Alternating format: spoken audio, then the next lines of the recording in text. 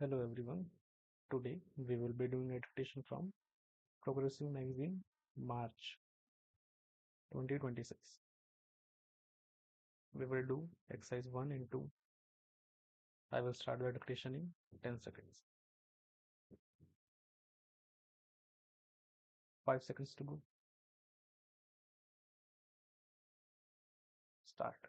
This assembly decided last year almost unanimously, I think, in favor of general widespread disarmament. The great nations of the world have committed themselves to it. The United States, through its president, recently put forward proposals which are in line with what this assembly has decided. The Soviet Union, Russia, has put forward proposals to the same effect, varying them slightly but essentially aiming at the same thing. There is a good deal of commonness about them in broad outline. If that is so, why should we not grasp this opportunity and remove the fear and terror from people's mind and devote our energies and resources to the advancement of the world?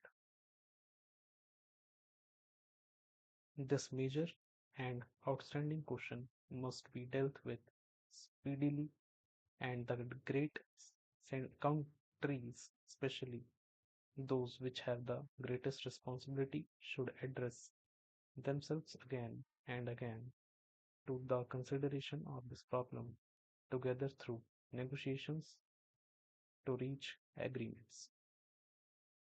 Such agreements cannot be merely agreements between some countries, however great. These must represent all the members of the United Nations, but I do think that it is better for a few countries to deal with this problem to begin with. I feel rather strongly on this question, although we in India are probably not situated in a major theaters of a war. Everything that man has striven for in the past thousands of years is at stake today.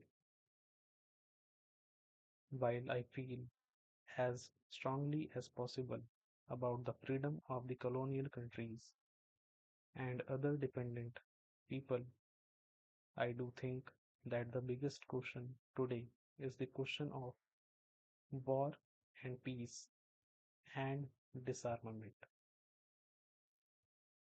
The General Assembly has passed a resolution recently about nuclear tests.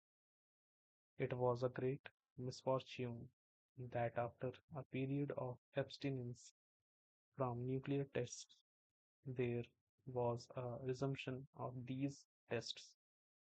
Immediately, it becomes more difficult to have treaties for ending nuclear tests because the whole atmosphere becomes one of fear and apprehension.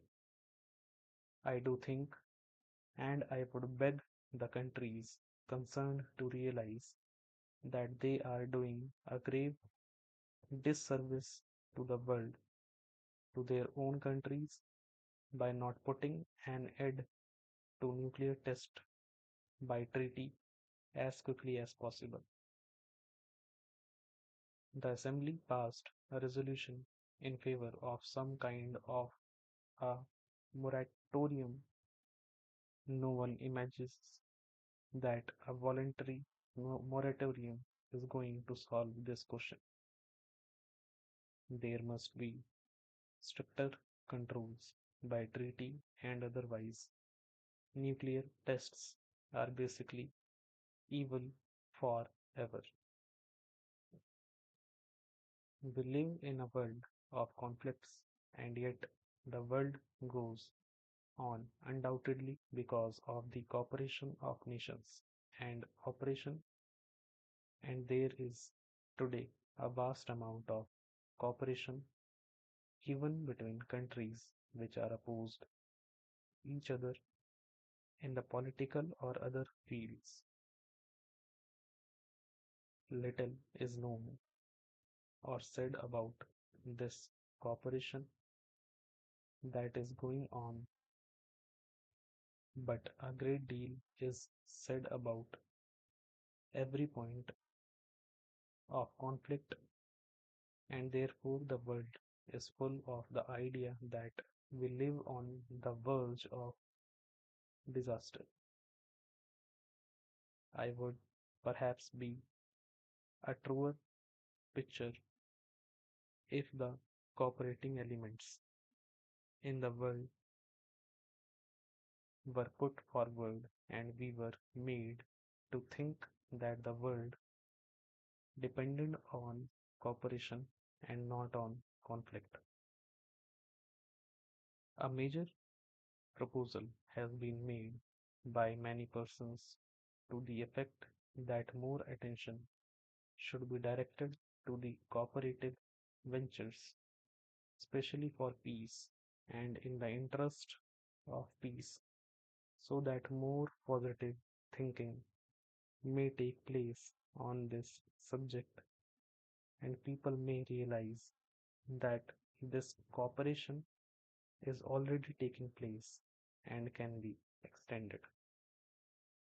Some years ago, it was resolved to have an international geophysical year that was a specific subject.